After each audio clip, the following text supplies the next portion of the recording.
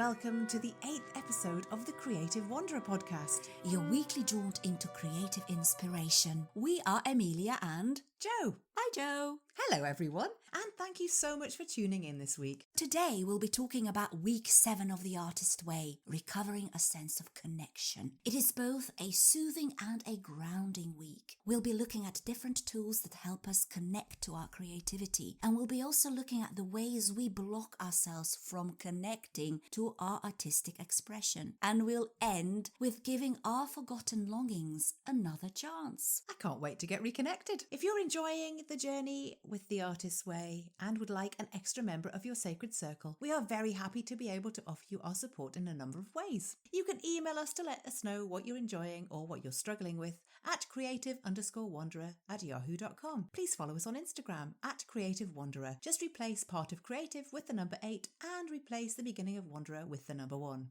We'd love it if you would share some pictures with us, any quotes you've been inspired by, or affirmations which resonate with you. We'll give you a shout out. Jo, how was this week for you? This week it was really interesting because it made me look at risk and how it's such a positive thing. What's wonderful is when you find the courage to risk showing and sharing your creativity with others, it makes you feel great. It's nerve-wracking, it can make you feel tense, but when you do it, it's wonderful and you're bearing your soul, but what people take from that's up to them, right? Yes. It was at this point, actually, during The Artist's Way, that I secured gallery space for my art in a local cafe. And I was just kind of panicky. But then I realised, no, this is it. I've got the courage, I'm going to do it. And I had to then really think about how I created something to present to other people. The other thing that I really found helpful was how jealousy brought up some really stuck old emotions, but the jealousy map helped me work through them and clear them. Yeah, it's a fantastic exercise, the jealousy map. And how about you, Emilija? How was this week for you? Well, it was another healing week for me. I love the sense of safety and peace I recovered by learning about the act of listening and how that act leads to expressing our creativity. I also learned that it was all about surrender and letting go when it comes to managing creative risk and perfectionism.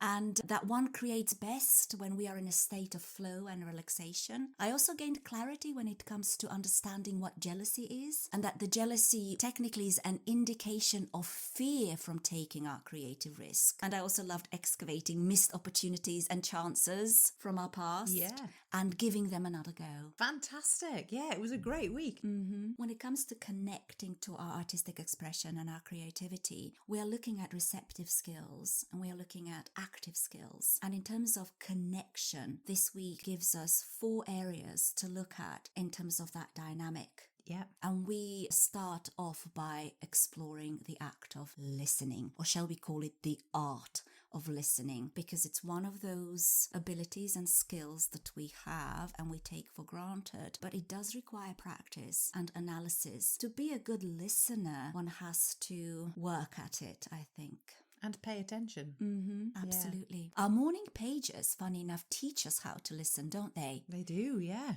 This is where we learn and practice how to hear past our sensor. That's right. And our artist dates teach us to listen to our voice of inspiration. 2 voices, huh? The one that wants to shut us down. Yeah. And the one that wants to expand us. Yes. And turn us into better artists. Yes, indeed. Both the morning pages and the artist dates are critical to the process. What I found very healing about this section, it gave me a sense of relief. Julia's discovery and her revelation to us that instead of us thinking up imaginative, creative ideas, all we have to do is listen for them and put them down. It's not about reaching up for some nebulous concept. Yeah. It's actually reaching down inside our creative well, dipping our feet and all of us into our creative stream, listening and taking notes from that creative well. Yeah. I think listening and attention are the same sort of thing. It's just using a different sense to fill the well. Yeah. One of the quotes in the book is that listening is a form of acceptance.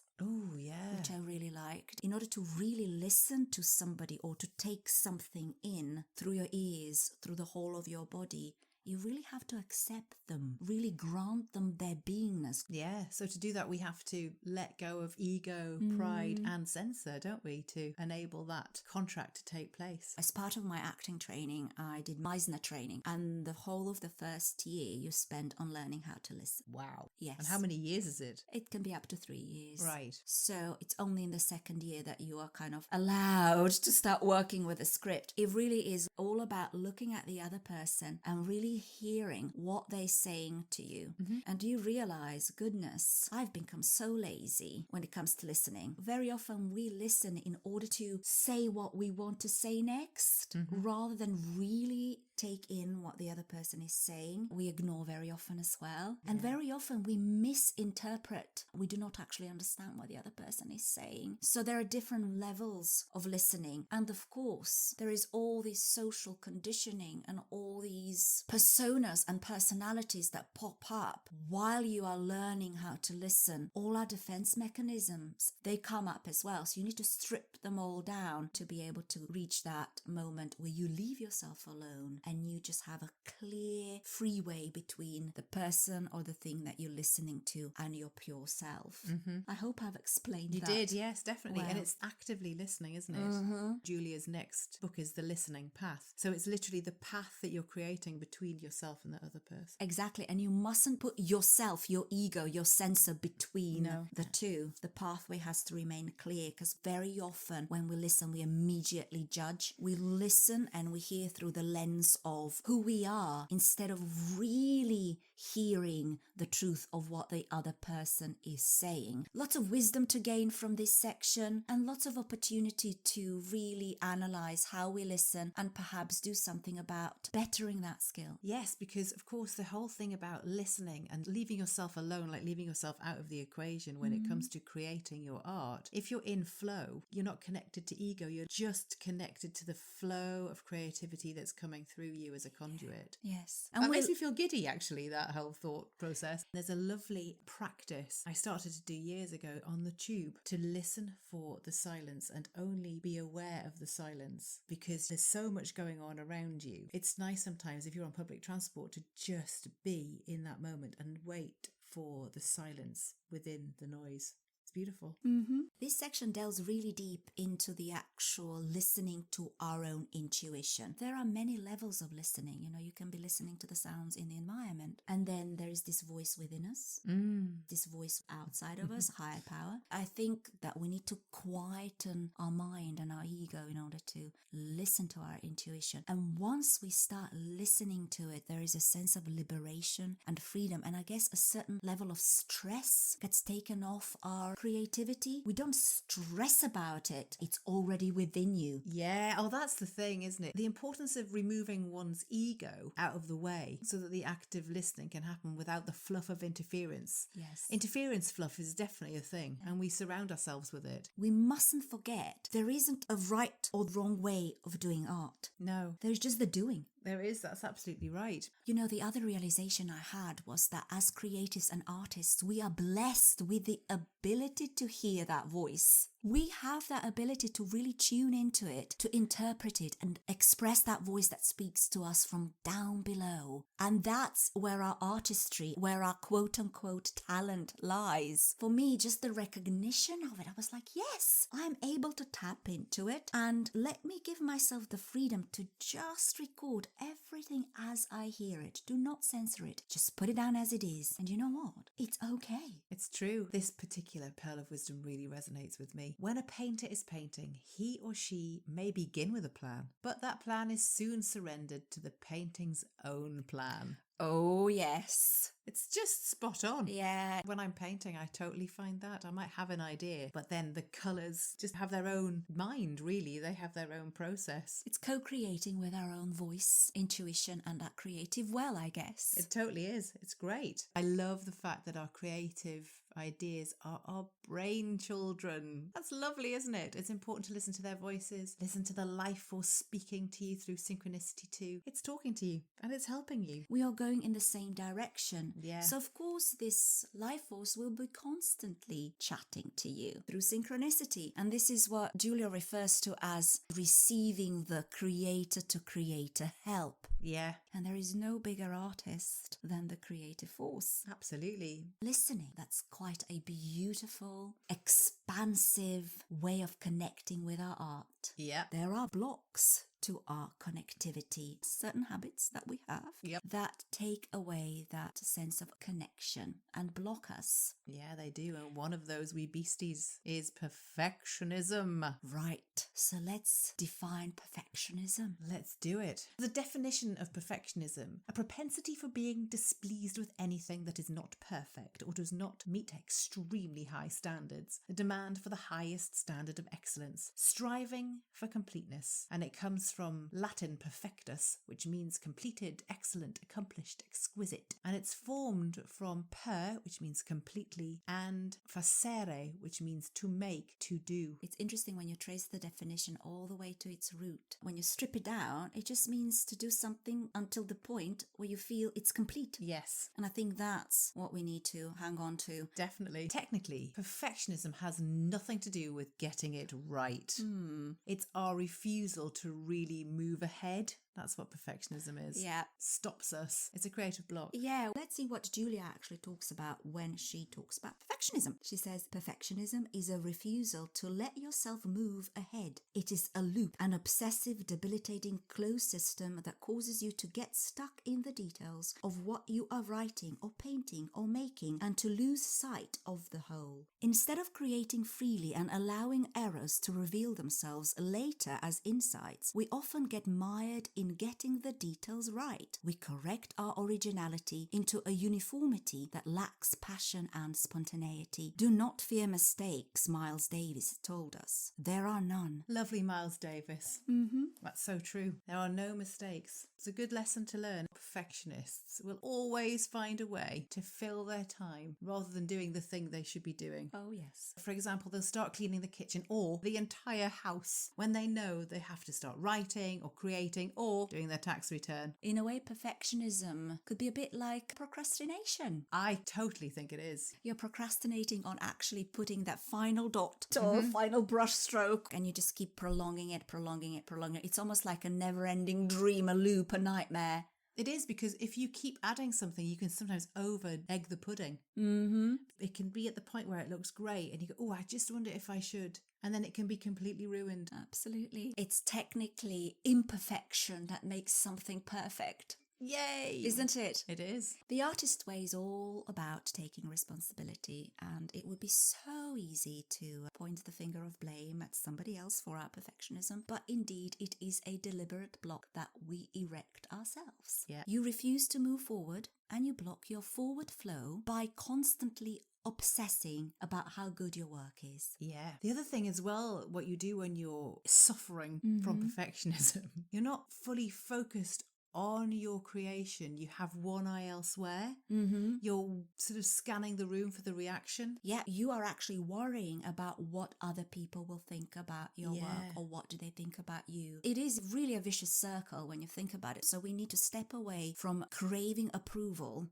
from others, because it's not about the other people. It's about us expressing what's within us. And if people like it, they like it. If people don't, they don't. And that is just the way it is. Absolutely. So actually Julia says, doesn't she, that it's pride that makes us want to write a perfect script, paint a perfect painting, perform a perfect audition monologue. It's basically your ego talking. Yeah, I mean, for the perfectionist, there are no first drafts. They expect and want everything to be perfect right from the get-go. And we all know that that can never be the case.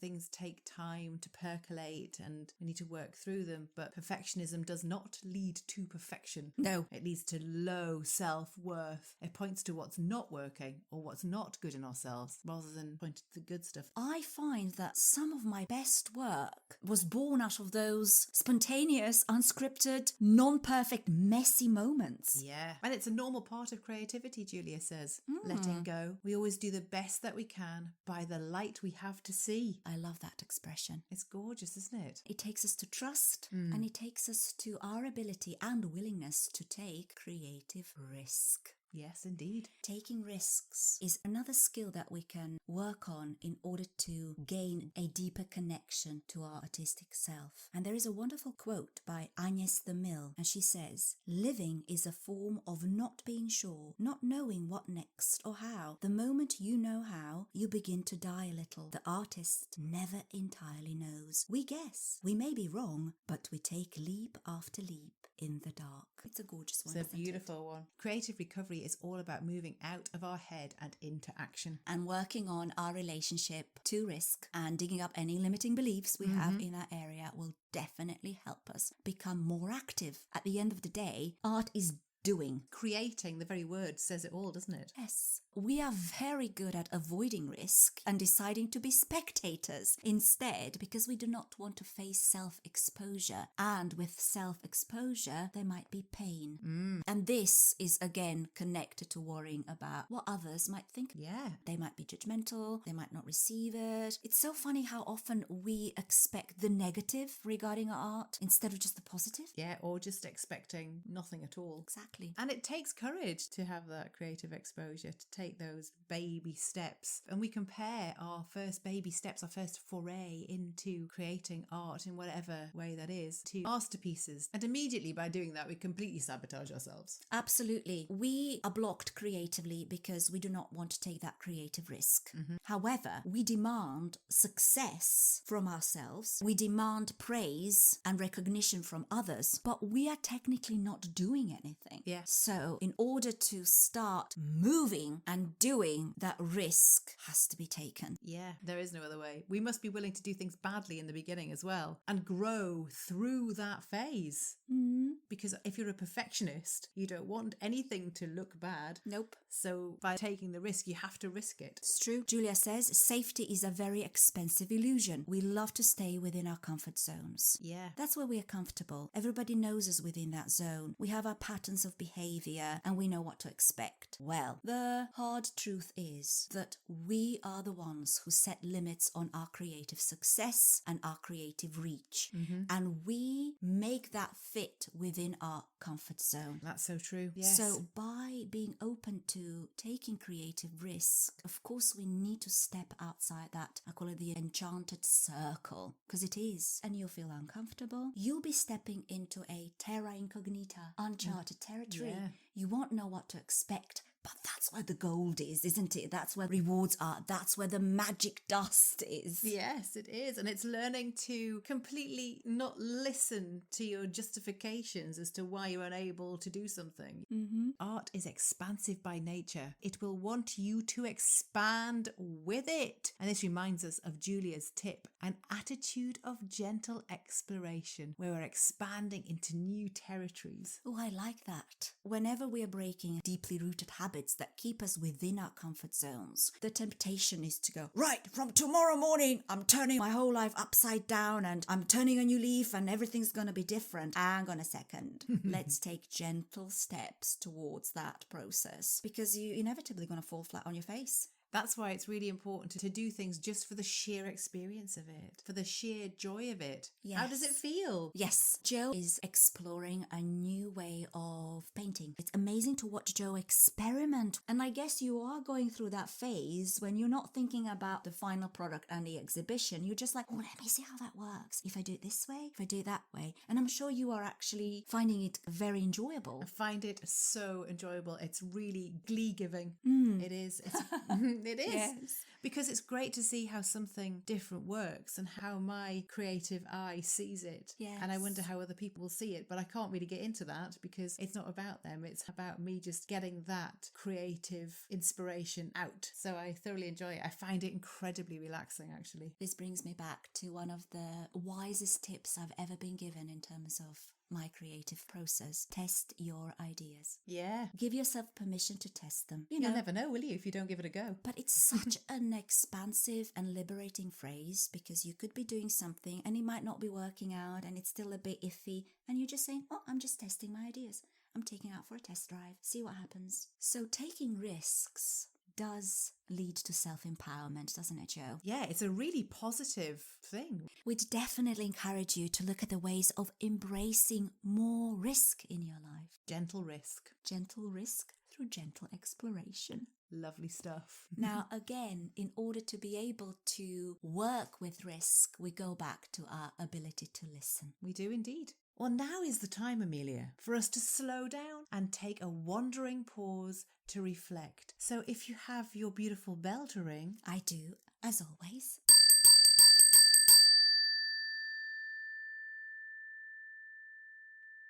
It's amazing how the ringing of that bell really does make you pause. Yes, it's quite a magical bell. It really, really is. It immediately just makes me go, and breathe. It is our time to reflect on our own listening patterns. Now think about this. Are you a good listener? How do you listen and how well do you listen? Have you considered the different types of listening? Actually listening to the external environment. You can be listening to others. You can be listening to speech, just the act of speaking. To music. You can be listening to silence and you can be listening for silence. You could be listening to your inner voice, to your intuition, as well as the higher power. There are so many ways in which you can be listening. That's so true. It's beautiful. So I really hope you have time to think on this and really consider how you listen and what you can gain by listening. Now we are jumping to jealousy. Out of the frying pan and into the fire. That is one big beastly frying pan. In fact, I think it's a cauldron.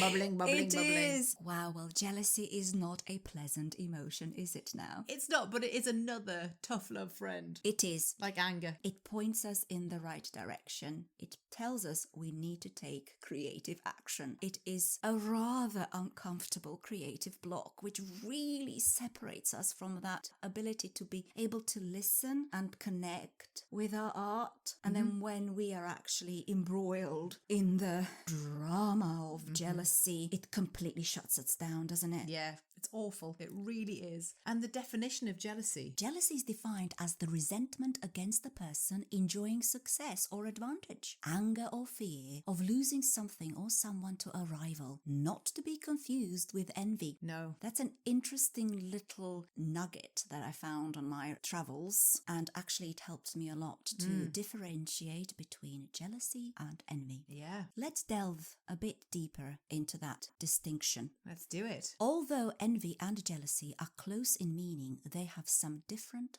connotations. To envy is to feel unhappy because someone else possesses or has accomplished something you wish you had yourself. Jealousy is resenting someone who has gained something that you think you more rightly deserve. It also refers to the anguish caused by fear or suspicion of unfaithfulness. The derivation is really interesting. Go for it. We traced it all the way back to Greek, zelos, which sometimes meant jealousy, but more often was used in a good sense, as emulation, rivalry, or zeal. Yes. It makes sense because jealousy is a strong emotion. It's almost like a passionate emotion. It is a isn't passionate emotion, jealousy. It Yeah. is zealous, but in a rather negative connotation. Yeah. Having that jealousy for people who've managed to achieve something before you, it's a horrible feeling. And in fact, it takes a long time to work through that, I think. But again, that goes back to when someone else is doing well, or you had an idea for something similar to it, but they've done it. It's simply because they've done it and you haven't done it yet. The remedy is in the doing. Completely. Jealousy is a block. Yeah. And it tells us do not act. Yeah. It tells us to stay safe and pass judgment on the actual doers. Yeah. And our criticism of others often directly points to jealousy. It really does. Once we understand this mechanism, it's very easy to deal with jealousy, isn't it, Jo? Yeah, it is. Jealousy is a mask. It's masking as our fear of wanting to do something we're not comfortable with or comfortable doing. We do not want to take a creative risk. And it points actually to the lack of courage. Yeah, it's simple as that. So how do we become more courageous? Well, that's that gentle exploration. Yeah. It takes us back to another block, the critic.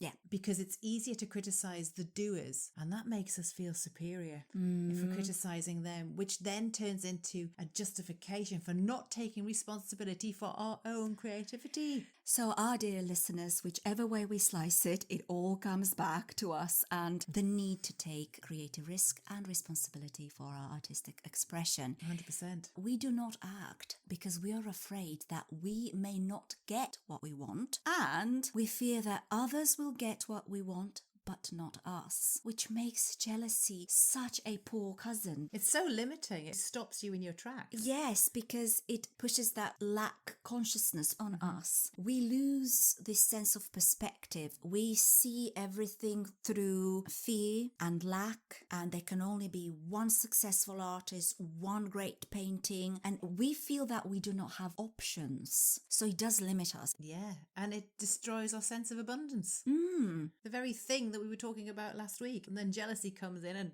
wallops it back, destroys it completely, and then you have to then build that back up again. Yes. So you feel abundant once again. It really is a cruel one, jealousy. Yes. And it just makes you want to clutch everything to yourself. It's mine. Why do you have that? I could do that so much better. Then go on, try. Well, that's the thing. It's a vicious block because it really blocks us. Yes. When you're jealous, you don't act. No. But the remedy is in the doing, the same as anger. You've got to go towards where that points and do what you know you need to do next. Yeah, definitely. It creates a tunnel vision. We lose perspective completely of the whole. It's a blinding emotion, isn't it? Yeah. It's wonderful that you and I can sit here and discuss jealousy because, you know, we don't very often admit when we feel jealous, do we? No. It's one of those emotions that we kind of harbor deep inside of us, and we know we shouldn't really be jealous, but we are jealous. And then we had to bite our tongue because, you know, with jealousy, I don't know about you, my censor sometimes goes, and then a snide comment or two just flies out of your mouth. Has that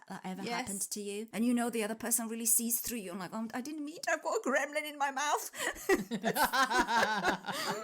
The jealousy gremlin. The jealousy gremlin. But, you know, Julia says, green is the color of jealousy, but it's also the color of hope. Oh. And I always like to remind myself, green means go. Yeah, well, that's when we're in the jealousy map exercise that we're doing. I love this, actually. It really does help us identify areas of our jealousy and gives us tools to move from that jealousy into action. And it's just a genius and simple thing, isn't it? You write down who, you write down why are you jealous of that person, and then you write down the action that you need to take to remove that jealousy. Yes, it gives you something to do. It does. And what I love about the jealousy map exercise is that Julia compares it to a snake bite. Ooh. So when you get bitten by a snake, of course, the venom spreads so quickly, and we need to apply the antidote very quickly. And the antidote is the doing. And it can be very small. Yeah. But if it puts you in action, you're already stepping away from that jealous feeling. Absolutely. The fact that we are able to speak so freely about jealousy and look at it in such a sane, calm way, I think brings about healing. It takes us to another exercise, archaeology. Yes, I love this exercise. It helps us dig out and uncover areas or shortfalls in our childhood, and we connect to those and find courage in the present to attempt those missed chances.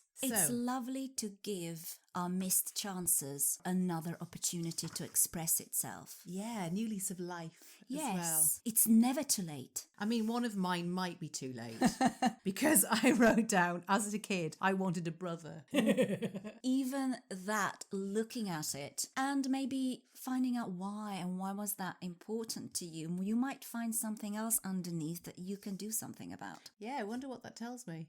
It's interesting. I thought it was absolutely fantastic. I just love the whole idea of resurrecting our missed chances and opportunities and having another go at them. Yeah. This exercise also links into the jealousy block and taking the creative risks because we're digging up something that's been long buried within us, our desires that we wanted to express perhaps as children. And now we can look at those as our creative risks, as something that if we do attempt again will expand us, perhaps will heal the jealousy and make us more courageous. Yeah. I loved finding some positive inventory as well as our shortfalls. Julia asks us to take positive stock of what good you have to build on in the present. It's just great. What do you have there? I've said, writing my morning pages has shown me that I can be disciplined. I believe I'm getting better at being free. My self-care is paramount. Ooh, very important. These are great. Julia is very clever in the way she puts these exercises and tasks together. Again, she recovers our sense of expansion and shows us, actually, yes, we have already been taking creative risks and expanding ourselves outside our comfort zone. Yeah. What about these week's tasks, Jo? Which ones did you enjoy? I always enjoy taking myself into a sacred space. And for me, it's not a church or a built place of worship. It is fresh air. It is the pond that I go to almost every day. I find such calm solitude there. I love it. For me, that is my sacred space. I struggled with this one until I realized that anywhere and everywhere can be my sacred space.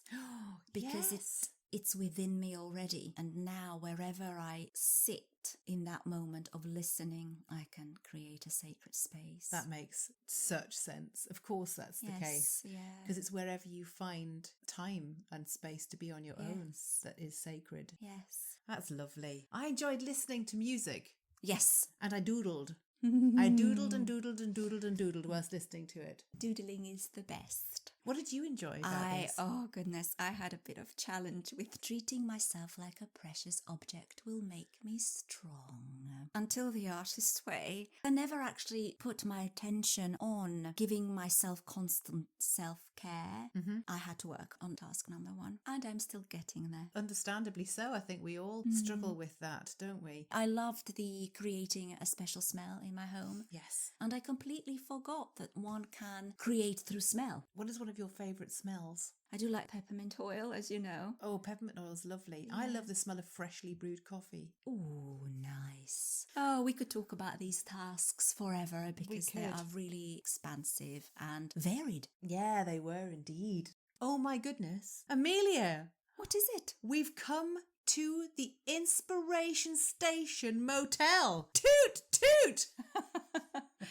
Oh, I love our inspiration station when we take a stop and I ask you, what has inspired you this week, Jo? Well, Amelia, this week I have dived into a book called Letting Go, The Pathway of Surrender by David R. Hawkins. And in that book, there's something called The Anatomy of Emotions. And something really stood out for me. The level of courage is the critical point that marks the shift from negative to positive energy. It is the energy of integrity, being truthful, empowerment, and having the capacity to cope. The levels of consciousness below courage are destructive, whereas the levels above it are life supportive. A simple muscle test reveals the difference. Negative stimuli instantly weaken the muscle, and positive stimuli instantly strengthen the muscle. True power strengthens, force weakens. Above the level of courage, people seek us out because we give energy to them, power, and we have goodwill towards them. Below the level of courage, people avoid us because we take energy from them by force and we want to use them for our own material or emotional needs. That is an amazing little nugget of wisdom, isn't it? It's fantastic. A little insight. It does make sense. Amelia, what has inspired you this week? What I was inspired by, funny enough, the jealousy chapter.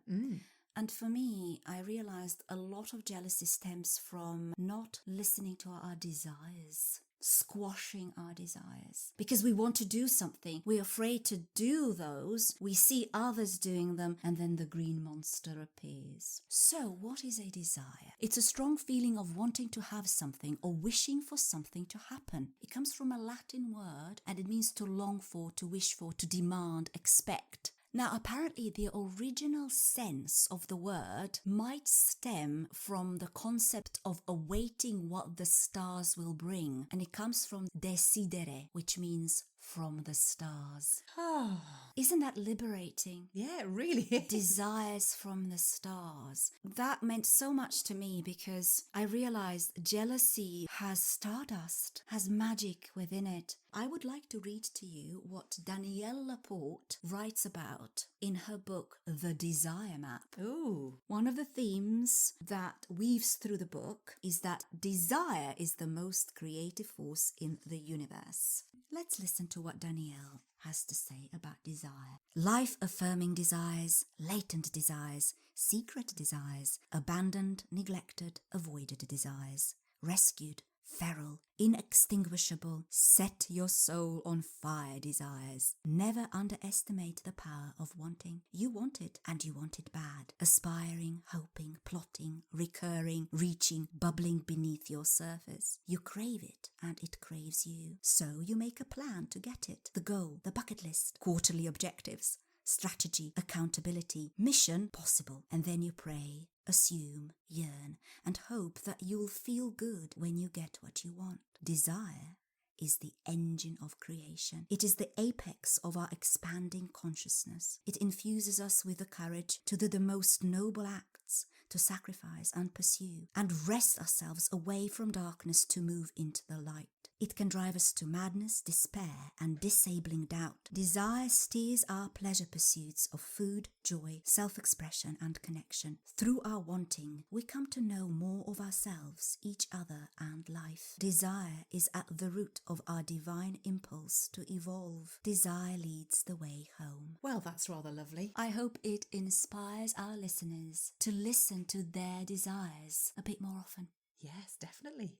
It's happened again. Oh no. Yes. Are we there already? We are. No. 'Tis the end of the podcastington. So, Amelia, what do we have coming up next week? Week 8 of The Artist Way, recovering a sense of strength. Ooh. It's a big one next week. We'll be looking at one of our major creative blocks, time. Ooh. We'll be looking at our relationship with time and our perception of time. We've all said it at least once. I just don't have enough time. I can't wait till next time.